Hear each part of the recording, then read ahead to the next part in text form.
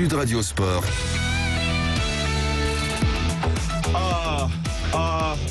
On attend tous le coup d'envoi demain. Ce sera sur Sud Radio à 21h. Le Crunch ou The Crunch en version anglaise. Le match qui va peut-être permettre de voir la France à nouveau, 12 ans après. La dernière, c'était en 2010, gagner le tournoi et avec la cerise sur le gâteau, un éventuel grand chelem. Et on a un trio de choc ce soir dans les vraies voix. On commence par un ancien rugbyman qui a gagné 3 fois le tournoi des 5 nations, finaliste de la Coupe du Monde 87, 3e de la Coupe du Monde 95, un pilier étalonneur. Il a été 1 et 2. Salut Louisou Armari. Oui, bonsoir Philippe, bonsoir tout le monde. Alors je te préviens, on se tutoie dans les émissions de sport, hein, donc pas de souci. Ça te pose pas de problème. Pas du tout. T'as été content de croiser parce que lui aussi, joueur, entraîneur, champion de France comme entraîneur avec le RCT en 87, vice-champion de France en 71 et avec incontournable avec son bandeau dans les cheveux. Je suis mal placé pour parler de cheveux, c'est vrai. Salut Daniel Herrero. Amis de Sud Radio, bonjour, bonsoir, je vous salue tous bien bas. Et cette équipe-là me fait plaisir, me ravit. La présence de Louisou Armari dans le débat de bien dans le micro. Un cadeau. Bien dans le micro. Bien dans le micro, je disais donc que la présence de Louisou est un cadeau. Voilà. Et il est avec nous par téléphone, notre consultant, un de nos consultants Sud Radio, avec évidemment Daniel. Salut Philippe Spanghero. Salut à tous, je suis ravi d'être avec vous, messieurs. Alors évidemment, ça va être un match énorme. Un match énorme demain. Crunch, c'est le chocolat qui croustille, comme dit une pub. Le crunch de demain, est-ce que tu le sens croustillant, Louisou? Tout à fait, comme tous les matchs de France-Angleterre ou Angleterre-France, c'est toujours le crunch, le match que l'on attend. Et je crois que cette année, c'est un peu la cerise sur le gâteau, comme tu disais tout à l'heure, Philippe. Cette équipe de France qui survole un peu ce tournoi avec une nouvelle génération de joueurs. Et les Anglais qui vont vouloir se racheter par rapport à la défaite chez eux de week-end dernier, contre l'Irlande. Oui, alors un match qui a été un peu tronqué par un carton rouge au bout de 2 minutes. Et ça change quand même beaucoup les choses, non? Tout à fait sévère, je pense, à ce niveau-là. Mais bon, ils appliquent la règle, c'est un peu dommage. Mais bon, c'est vrai que les Anglais ont été défavorisés par rapport à cette sanction-là. Ah, c'est sûr que 78 minutes à 14, c'est compliqué. Daniel, tu le sens croustillant, ce crunch? Alors, par définition, le crunch, il doit être croustillant, on dira. Tu vois, tout crunch, c'est croustillant en anglais. Voilà. Mais en même temps, ce concept-là, il est assez récent, une vingtaine d'années, le crunch. Nos anciens, nous-mêmes, nous ne le connaissions pas, cette terminologie, on dira un peu ponctuelle, un peu communicative, enfin. Mais par contre, l'idée qu'un France-Angleterre, depuis 1000 ans, ou depuis 100 ans, ou depuis 50 ans, reste quelque chose d'extrêmement savoureux, tendu, original, énigmatique. Tu vois, autour d'un France-Angleterre, il y a toujours quelque chose qui est troublant. Alors, ce qui est troublant, c'est que ces deux nations rugbystiques ont un passé conséquent. Oui. Elles sont grandes, elles sont culturellement toujours dans l'ambition de gagner le tournoi. Et en même temps, elles portent derrière elles, ces deux nations ovales, toute l'histoire de leur nation, de fait. Et avec nos amis anglais, ou nos adversaires anglais, ou nos pénibles adversaires anglais, ou nos ennemis anglais. Les perfides anglais. Ça, je n'irai pas jusque-là, mais d'aucuns le pensent quand même, quoi. Tu vois, je n'irai pas jusque-là. Moi, dans la culture, je sais que l'anglais est toujours un adversaire pénible, il est un peu irritant, parfois il nous regarde de haut, quelquefois même il a un peu tendance à être un tantinet hautain avec nous, ce qui nous irrite depuis 1000 ans. Donc un France-Angleterre, c'est toujours quelque chose de très original. Et celui de demain, en plus, alors là, finale du tournoi, le grand chelem en perspective, celui-là, il nous met dans une turgescence ovale. Tu vois, turgescence, une espèce de truc, une espèce de truc comme ça qui te prend le ventre, une espèce de... Bon, on est ravis, quoi. On est ravis. Demain, on s'habillera en dimanche. Justement, Philippe Spanghero, tu es turgescent en attendant le match de demain? Ah oui, complètement, mais le scénario est exceptionnel. Le scénario est exceptionnel à vivre, donc on a une jeune génération qui a rendez-vous avec l'histoire, en route pour un 10e grand chelem de notre histoire. On a beaucoup d'attentes. Alors justement, je voudrais vous poser une question à tous les trois. Certains disent déjà que cette équipe de France, c'est la plus forte génération de l'histoire. Tu connais parfaitement bien le rugby depuis des décennies. vous connaissez tous le rugby depuis des décennies. Tu as joué quand même avec 2 générations dorées, Louisou. La finaliste de la Coupe du Monde 87, avec la Gisquet, avec Berbizier, enfin avec une équipe fabuleuse. Énorme. La demi-finaliste, je l'ai encore en travers de la gorge, de 95, où on se fait voler comme au coin du bois, qui a gagné 2 fois contre les Blacks, avec notamment l'essai du bout du monde, où tu es impliqué dessus d'ailleurs. Tu passes le ballon au début de l'action qui nous amène la victoire. C'est toi qui fais la fête de passe, Louisou, peut-être. Non, tu donnes. Je donne, les tu donnes proprement, classique, tu redresses et tu donnes. Et à partir de là, 100 mètres plus loin, il y a essai. Voilà. Il y a essai. Est-ce que pour toi, Louisou, cette équipe, c'est la plus forte génération de l'histoire du rugby français? Parce qu'ils font déjà rêver, les gars. Non, tout à fait. Je crois que c'est une très belle équipe qui est complète à tous les postes. Je crois que c'est vrai qu'il y a un bon paquet d'avant, une bonne mêlée, une bonne conquête, une super charnière. Et déjà, derrière, des finisseurs avec des surprises, des joueurs comme Villiers, comme le petit Jaminet, vraiment qui sont la révélation de ce tournoi aussi quelque part. On avait le petit Dupont, le petit Ntamak. Mais il y a une osmose dans cette équipe qui vraiment fait plaisir. C'est vrai, tu dis, il y a eu des équipes 87, il y a eu une génération de joueurs à ce moment-là où il y avait une belle équipe avec Blanco, Sela, Berbizier, Rodriguez, tout ça. 95 aussi, on a vu une équipe complète devant, derrière. Mais je crois que celle de 2022, je crois qu'elle a tous les ingrédients pour être vraiment l'équipe au-dessus de tout. Tu es d'accord avec ça, Daniel? Par nature, il me semble que j'ai éprouvé le rugby de France à son plus haut niveau depuis quelques lustres, comme tu le disais tout à l'heure. Et par nature, ça m'est difficile non pas de comparer, mais de hiérarchiser. Oui. Honnêtement, tu veux que je te dise, l'équipe de 58 qui va gagner avec Lucien Mias, personne ne se rappelle, ni ton grand-père, je crois qu'ils ont gagné en Afrique du Sud. Ils vont gagner 58. en Afrique du Sud, tu vois ça, elle est énorme. Elle était énorme de talent, de générosité, de gaillardise. Il y avait beaucoup de Lourdais d'ailleurs. Hein, le oui, club il y en avait trois, mais il y en avait pas mal, et ils étaient tous en même temps extrêmement talentueux, tant dans le combat que dans la création du jeu. Bon, ça remonte à quelques lustres. Rappelle-toi quand même, le premier grand chelem français, 68, voilà, tu te rappelles bien, Philippe. Franchement, l'équipe de France est plutôt belle. Elle a des talents divers, elle est extrêmement costaud devant. Avec certains membres de la famille Spanghero. Voilà, il y avait déjà un semi-remorque et des Spanghero, enfin au moins 2 ou 3, mais rien que quand moyen, c'était déjà un semi-remorque. Donc, tu vois, chez les Spanghero, ils étaient présents, à la fois magnifiques, de gaillardise, encore une fois, et de jeu et de talent. Bon, là, nous sommes très, très loin. Et puis on arrive à cette génération que Louisou a connue, peut y avoir mis le nez dedans. Finale 87, c'est Gaillard. C'est énorme. C'est énorme. Franchement, c'est fort. La Gisquet, Charvet, Sela, Estève en 3/4, Blanco derrière, ça laisse rêveur. Hein. Voilà, effectivement, tu sens qu'il y a le talent, tu sens qu'il y a la vitesse, tu sens aussi qu'il y a un potentiel de créativité, tu sens que c'est France. Que c'est France, que c'est cultivé à les grandes valeurs du combat et en même temps les grandes valeurs du jeu ou de la créativité et même du panache. Ça, en 87, ils ont ceux-là, non seulement on les aime, mais on les respecte beaucoup, même à travers le temps, quoi. On a tourné les pages, Louisou joue en 95, nous sommes en Afrique du Sud, on sait que c'est particulièrement complexe, l'adversaire est redoutable, rien que quand tu le vois, il te fait des hématomes, je parle des Springboks, tu vois, franchement, non, mais en 95, c'est énormissime, et là, la France, normalement, doit aller au bout, elle est battue par les Springboks, enfin bon, on sent que la génération est grande. Et bon, on passe, malgré tout aussi, hein, mettons une joliesse, tu vois, sur la finale 2011. Oui. Là aussi l'arbitrage. Voilà, le rugby de France ne traverse pas une grande période, il n'est pas d'une sérénité absolue, mais enfin quand même il arrive en finale, il perd d'1 point en finale du championnat du monde en Nouvelle-Zélande, chez les Blacks, quasiment on les tabasse comme des poulpes, tu vois, chez eux, on a franchement une équipe nationale, mais là elle est quasiment sur les valeurs de la guerre, sur les valeurs du combat et moins sur les valeurs du jeu, en d'autres termes, et après il y a 10 ans de nuit. Des 10 ans terribles de nuit et d'ennui. Et là, depuis 2 ou 3 ans, on voit germer. Ça féconde dans le rugby de France, dans les profondeurs, et on voit germer. Et effectivement, Louisou le disait, je le mettrai en conclusion de cette petite analyse, là, nous avons quasiment tous les paramètres qui se réunissent. Putain, ils sont costauds. Ah, ils sont de France. Ils sont de France, avec la signature quand même de la culture du jeu français, quoi, tu vois. Ils sont imaginatifs. Ils sont d'une sérénité redoutable pour voir qu'ils sont relativement jeunes.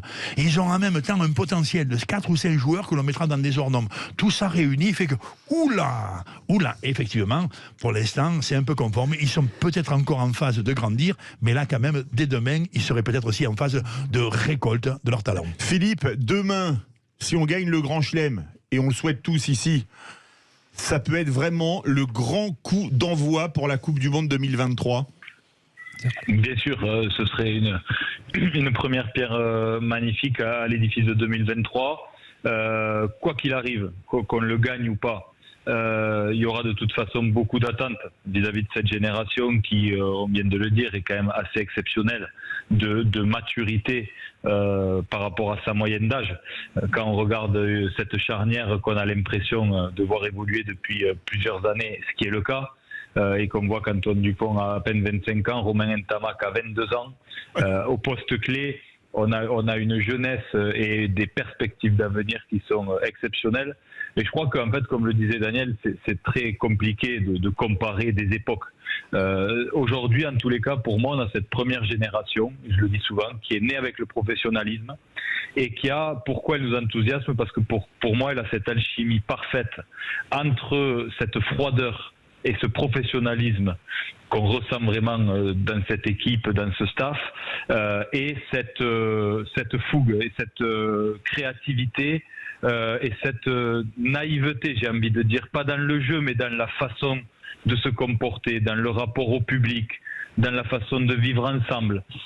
C'est pas facile une sélection à animer. Parce que on l'a vu par le passé, c'est une somme d'individualités qui s'affrontent toute l'année. Et créer une histoire commune, c'est pas simple. Là, je crois que ça déjà c'est acquis. Donc quoi qu'il arrive, on ressent ça très fort et on aura des attentes très fortes envers cette équipe en 2023. Mais pour tout ce qui concerne l'environnement de France 2023, d'un point de vue médiatique, d'un point de vue économique, d'un point de vue du public, un grand chelem demain.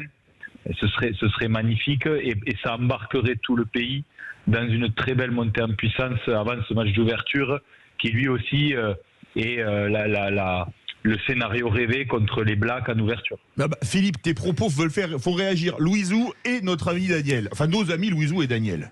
Oui, non, tout à fait. Non, pour revenir un peu par rapport à ce que disait Daniel aussi tout à l'heure, c'est que ces trois générations, elles sont différentes, mais je crois que celles-ci retrouvent un peu l'identité du jeu à la française des générations précédentes. Le French Flair. 87, 95, il y avait du French Flair, comme tu dis exactement, et ces jeunes, ils le mettent à l'épreuve aujourd'hui. Et ça fait plaisir de retrouver le jeu à la française qu'on avait perdu pendant quelques années, quoi. Qu'est-ce que tu en penses? Je pense effectivement que la construction de cette équipe, avec tous ces paramètres, ces indicateurs que l'on a dit, une jeunesse qui arrive, elle est déjà flamboyante, elle n'a que 18 ans, 20 ans, c'est-à-dire il y a 2 ou 3 ans. Oui. Elle arrive avec les traits de la modernité. Elle est déjà professionnelle sans avoir perdu le goût du jeu.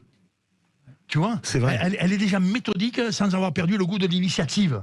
Oh putain, elle est éduquée aussi à parler bien avec le monde. Elle parle bien avec la presse, elle parle bien avec le public, elle parle bien sans prétention et tout en humilité avec le monde dans lequel elle vit. Elle est éduquée à être harmonieuse avec le monde, je dirais, tu vois. Voilà. Et en même temps, elle est infiniment talentueuse. Et ça génère un courant de sympathie incroyable depuis 2 ans. C'est un courant de sympathie incroyable autour de ce 15 national. Et après, je commence à mettre un peu les premiers bémols. Par exemple, il semblerait que si demain on gagne, par exemple, et tout le monde le conviendra, nous aurions franchi une étape, tout au moins celle qui consiste à récolter. Après 2 deuxièmes places. Voilà, après 2 deuxièmes places, après 3 ou 4 tournois où finalement on est 2e, 3e, 4e, où on n'est pas franchement bien meilleur que les autres, où on a gagné, dans les 2 dernières années, on a gagné 5, 6, 7 matchs à 1 point, on en a perdu 4 ou 5 à 1 point.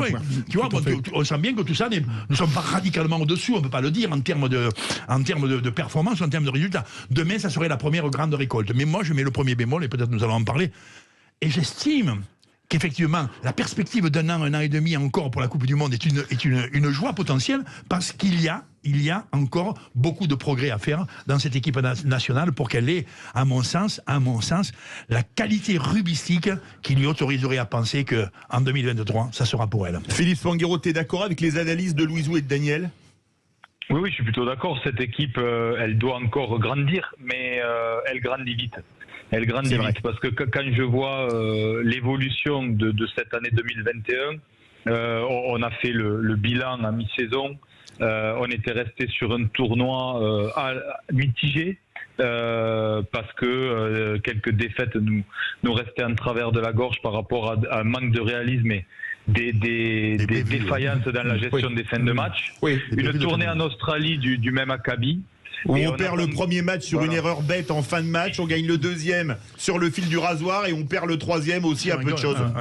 Exactement, et on attend beaucoup de cette équipe sur cette tournée de novembre, qui répond présente parce que un match un peu poussif contre l'Argentine où on est un peu bousculé, puis ensuite la Géorgie, c'est toujours difficile de tirer un bilan très précis, et puis ce match contre les Blacks où la France surdomine la première période, il y a un passage à vide en deuxième période, on se dit qu'ils vont exploser, parce qu'ils nous avaient habitués à décrocher un peu sur ces gestions de fin de match, et là on trouve du caractère dans cette équipe qui renverse complètement la vapeur, et depuis ce match, on a un tournoi où on sent cette sérénité, cette capacité à gérer les temps faibles, et donc du coup on sent qu'elle a beaucoup progressé là-dessus, donc il y a encore des points d'amélioration, on en a parlé notamment suite au match contre le Pays de Galles, on est forcément très exigeant,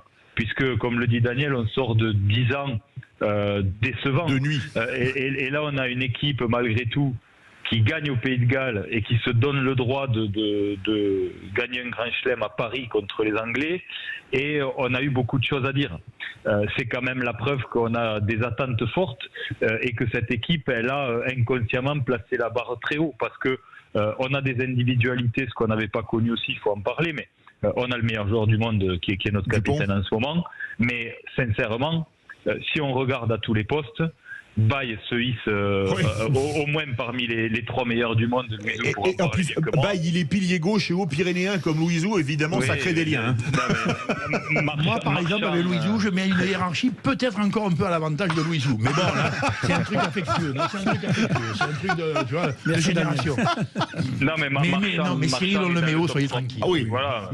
Marchand est dans le top 3 mondial en ce moment. Donc, enfin, quand on regarde tout ça, donc il y a cette valeur collective, mais aussi parce qu'à titre individuel, on a quand même des joueurs de classe mondiale quasiment à tous les postes. Ah ben justement, on va revenir à ces joueurs de classe mondiale à quasiment tous les postes, comme tu le disais Philippe, mais il faut bien vivre et faire une petite pause publicitaire. On se retrouve tout de suite avec ces vraies voix exceptionnelles, Louisou Armari, Daniel Herrero, Philippe Spanghero, et vous êtes 84,1% à dire oui, la France va gagner le Grand Chelem demain.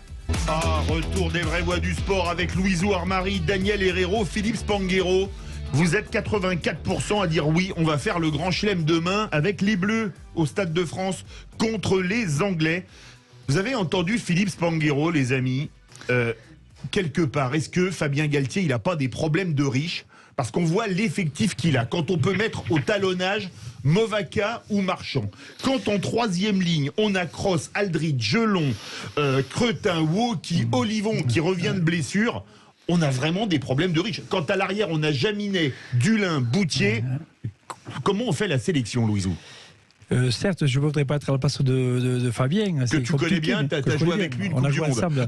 Et il vaut mieux avoir l'embarras du choix que pendant des années, ils ont eu du mal à faire une équipe. Je crois que cette année, il y a des générations. Il y a un staff, certes, il y a un résultat, mais il a la chance d'avoir un effectif riche et des jeunes formés par la formation française qui ont éclos dans ce milieu professionnel. Et c'est vrai, ça fait plaisir qu'on se rende compte. Mais il est blessé, mais le remplaçant, il est meilleur que le titulaire. Et il n'y a pas de titulaire remplaçant, c'est qu'il y a un groupe de 23 joueurs, il a 32 joueurs, après il a comment dirais-je, la problématique de faire un choix sur 23 joueurs pour le faire aligner sur l'équipe, sur la fiche, sur la feuille de match. Mais bon, franchement, oui, tu parles de Marchand, Movaca, mais en talonneur, c'est quand même propre. C'est riche. Même en pilier, je suis surpris, je mettrais quand même un petit plaisir à Antonio qui a fait des progrès énormes cette année. Un beau joueur dans le jeu, mais un mêlée qui remplit bien son rôle, qui n'avait pas auparavant. Et c'est vrai que la concurrence, elle est riche quelque part. Qu'est-ce que tu en penses? Problème de riche pour Fabien Galtier, Daniel?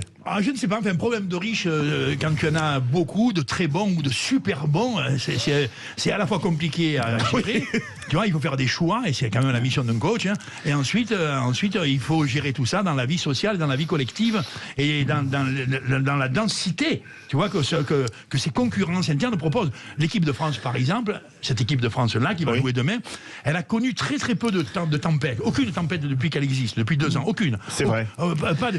Une petite chose. Une petite, elle a été relativement bien. Pour moi, il y a eu deux petits accros, les 2 matchs contre l'Écosse, qu'on perd après la mandale de Hawass à un Écossais sur le carton rouge, et l'Écosse qu'on perd chez nous en fin de match. Sur une bévue du sur team. une bévue. Mais on dira, ça n'altère pas le fond, ça. Ça n'altère pas bien le fond. Ça touche pas le fond de l'âme de l'équipe. Ce qui touche le fond de l'âme de l'équipe, rappelle-toi, c'est cette période-là où on joue l'Argentine, c'était dans l'automne, où on joue derrière la Géorgie, on ne savait pas que ça existait, mais enfin, c'était comme ça. Et les Géorgiens vont t'apprécier. On les aime beaucoup, on sait qu'ils sont généreux au combat. Après, on sait aussi que quand même, dans le grand volume de jeu, c'est encore, il en manque, mais enfin, bon, peu importe. Mais simplement, la France n'est pas bien bonne, c'est dommage. Là, c'est les deux seules fois où elle n'est pas bonne. Pourquoi elle n'est pas bonne ? Nous sommes au cœur là d'une tension légère, bénigne, anonyme, mais pourtant entre les deux ouvreurs. 2 très grands ouvreurs dans le 15 de France, 2 très beaux joueurs, flamboyants, toniques, incisifs, créatifs, talentueux, habités d'une personne haute. Tu vois, ces 2 joueurs qui sont des grandes personnes. Mais petite attention, pas grand-chose. La grande concurrence peut amener à un moment des difficultés. Je ne dis pas forcément des tensions, mais des difficultés. Il va voir que ces hommes sont seigneurs et que ça s'est plutôt bien enchaîné. Il reste que depuis, Jalibert est au frigo, tu vois, il est blessé. Et là, la concurrence ne se pose plus. Bon, pas plus, pas moins. Et en d'autres termes, en même temps, quand même, le 15 de France, enfin les coachs du 15 de France, le staff du 15 de France a fait un choix, a mis la pression au monde, et une pression noble qui est, il nous en faut beaucoup pour travailler comme des bêtes et se préparer à être parmi les grands. 42 joueurs sont mis à la disposition de ce 15 de France depuis maintenant 2 ans. C'est colossal. Mais à tel point qu'il y a 2 ou 3 clubs qui meurent. Toulouse meurt. C'est la cata. Déjà, quand t'as Movaca marchant en équipe de France, pour trouver un talonneur de ce niveau, c'est le 4e, le 5e, et à la sortie, s'il fait jouer junior, qui est au demeurant très bon, il joue en équipe de France junior. Mais enfin, à la sortie, c'est complet. Donc tu vois ça, cette option-là, 42 joueurs qui vont travailler comme des bêtes ensemble pendant quasiment 2 ans, ça donne à cette entité-là, 15 de France, une richesse, un potentiel de progression énorme. Là, en plus, nous en avons effectivement presque à tous les postes, 2 ou 3. Et il y en a quelques-uns dont tu pensais qu'ils étaient en bout de route. On citait Winnie Antonio, dont on sait qu'il est quand même un peu d'Inde, il est un peu lourdeau, tu vois. Non, mais il est un peu équipé de lardons qui font que son volume de déplacement peut être ralenti, tu vois. Bon, et à la sortie, il s'y est mis aussi celui-là, comme tous les autres. Willem C, on pensait que c'était une grosse caisse, mais enfin qu'il avait un potentiel de déplacement moyen. Ouh là pourtant, il déménage, Willem C. Magnifique. Même Winnie, magnifique. Magnifique. Et quand tu vois qu'on perd notre capitaine, Charles Olivon, qui se fait les croiser, donc 6-7 mois d'absence. Et on arrive à le remplacer sans problème en 3e ligne. Philippe, justement, pour revenir sur le tournoi, parce qu'il nous reste que 5 minutes, on voit pas le temps passer avec un trio pareil. Quel est le match le plus abouti de ce tournoi pour toi? C'est le match où on a mis les barbelés contre les Gallois à Cardiff. C'est le match où on explose les Écossais chez eux. C'est le match où au forceps on bat l'Irlande à domicile. C'est quoi pour toi le match référence de ce tournoi? Pour moi, le match le plus abouti sur la physionomie globale, c'est le match contre l'Irlande à domicile, qui sortait d'une série. Oui. Ouais, parce qu'après, il y a en Écosse, il y a quand même une fébrilité un peu de l'opposition sur ce match. Oui. Au Pays de Galles, on a, nous, des défaillances. On retient quand même le gros point positif. C'est à nouveau ce caractère collectif avec cette équipe très disciplinée, pénalisée 8 fois, en étant très très dominée en 2e période. Donc, pour moi, le match référence, en tenant compte aussi de l'opposition, c'est ce match contre l'Irlande. Vous êtes d'accord tous les deux? Je vous ai vu tiquer quand notre ami Philippe a dit l'Irlande, tous les deux, de la tête, vous avez fait oui. Louisou? Oui, tout à fait. Comme dit Philippe, c'est vrai que le match contre l'Irlande à domicile, ça peut passer à côté, quoi. C'est un match de tournoi. Je vais t'avouer que quand on a la mêlée, que Lucu prend le ballon, qu'il la balance dans les tribunes, moi j'ai sauté du canapé. J'ai dit là, j'ai jamais le cœur à 140 pulsations. Tout à fait. Ça a été le match le plus compliqué du tournoi, si je peux dire. C'est parce que si ça se passe mal là, c'est compliqué d'aller en Écosse et après même après le Pays de Galles, quoi. Tout à fait. T'es d'accord avec ça? C'est l'Irlande le match le plus 100% d'accord. Le match contre l'Irlande, il atteste quasiment la maîtrise des choses essentielles du jeu de rugby à un très haut niveau. Il atteste la maîtrise de la puissance, il atteste la maîtrise de la maîtrise, tu vois. Il atteste aussi les intentions de jeu. La France joue. Il atteste un très haut niveau de l'adversaire qui fait que rien n'est facile jusqu'à l'ultime minute. Alors précisons quand même qu'on l'arrache. On l'arrache, mais il est beau. Et puis les Irlandais sont forts. Ouais. Et ils sont forts et ils sont beaux. Ils sont à la fois guerriers et joueurs, méthodiques, rugueux. Le match, il est plein. Il a une densité magnifique. Honnêtement, c'est de loin le plus beau match du tournoi. Et pour les Français, n'en parlons pas. Mais après, précisons quand même que on l'arrache celui-là. Ah oui. On l'arrache avec les dents. Le cœur et peut-être le tempérament, vous voyez l'image, mais quand même on l'arrache. Après quand même on arrache aussi les Gallois. Hein. Ah oui. On arrache les Gallois avec un bourg, tu vois. Bon, ça fait quand même 2 qu'on arrache. Demain, on a un 3e bourg, tu vois. N'arrivons pas en disant, putain, on a tordu tout le monde, tu vois. Non. On a tordu les Italiens, ça c'est probable, quoi. Mais tordre les Italiens, c'est pas trop compliqué. Voilà, non, c'est une métaphore, tu comprends, c'est une image un peu impertinente en disant, oui, il y en a un qu'on a gagné incontestablement, mais après tous les autres, quand même, on a eu dur. Alors les amis, il reste 2 minutes 20, ça va à la vitesse, je sais pas moi, de Romain Ntamak qui fait une percée. Le pronostic pour demain, Philippe Spanghero, on gagne le tournoi, on fait le grand chelem ou c'est la soupe à la grimace? Non, demain on fait le grand chelem. J'espère qu'ils ne seront pas trop inhibés par la pression, même si on les sent quand même assez hermétiques. Mais on va faire le grand chelem demain et avec une victoire, je pense, assez large qui va se débrider dans le dernier quart d'heure pour un festival. Voilà, je mise tu vois un truc genre l'Écosse où on fait un festival qu'on mettra près de 40 points? Je mise sur un 32-17 pour l'équipe de France. Ah bah attends, je note. 32-17, Philippe Spanghero. Tiens, comment tu le vois ce match et ton pronostic, Louisou? Moi, je vois plutôt compliqué, mais bon, contre les Anglais, c'est jamais facile. Mais bon, une victoire de la France avec un grand chelem, bien entendu. Mais bon, le score, je sais pas, ça peut être 23-19, je dirais. Là, 23-19, on va souffrir si on n'a pas le ballon parce qu'on est à la merci d'un essai. Hein. Qu'est-ce que tu en penses, Daniel? Comment tu le sens? Je me permets une petite mémoire quand même. Le dernier grand chelem, il est français en 2010. Nous battons les Anglais pour le dernier match. Absolument. Nous les battons de peu, hein. 12-10, tu vois, avec des en coups de pied. souffrant, en s'éclatant le ventre, peu cher d'inquiétude. À la sortie, on gagne par 4 pénalisés. Bon, mais tout ça, c'est des histoires anciennes. Là, si on analyse les paramètres, si on parle du cœur, on dit on les tord demain, enfin, on n'en peut plus. On n'en peut plus et le 15 de France remontait à la fois comme des avions sereins et tout. Bon, ça devrait marcher. Si on analyse un peu le détail, les Anglais marquent quand même en moyenne 2 à 3 essais par match. Oui. Donc ça fait une quinzaine de points, entre 15 et 20 points avec un peu de pied. Tu vois, les Français en ont marqué 5 ou 6 et puis après 2 ou 3. Et un au Pays de Galles. Voilà, et un petit au Pays de Galles, mais qui était magnifique au demeurant. Et puis ça s'est arrêté à la 5e minute. Rugby à l'aile, la vie est belle. Voilà, mais après ça, on a quand même envoyé rugby loin avec les pieds, la vie est laide. Tu vois, et ton prono, Daniel? Alors, on fait le grand chelem? C'est quand même plutôt pour la France, incontestablement, mais j'irai un peu plutôt vers la tendance Louisou. Je dirais entre 20 et 25 points pour les Français et entre 10 et 15 pour les Anglais. Allez, 25-15. Merci beaucoup à tous les trois. C'était un régal. Et vous pensez à plus de 80% qu'on va gagner le grand chelem? Un petit mot très rapide, Louisou. Je vais faire un petit message à nos amis Toy que tu connais très bien, David, Philippe, c'est à Laurent Grand-Simon, un petit bonjour et à l'Alti Toy qui va se passer ce week-end en Pays Toy. Et après il y a un petit derby aussi à Argelès-Gazos qui reçoit l'Aubercé et à mes amis potagers, leur fait un petit coucou que l'USA se retrouve à son niveau. Et allez Argelès, allez les Toy et allez les Bleus demain tout de suite. Le Loft Music Yvan Cujous reçoit Helmut Fritz. Ciao ciao.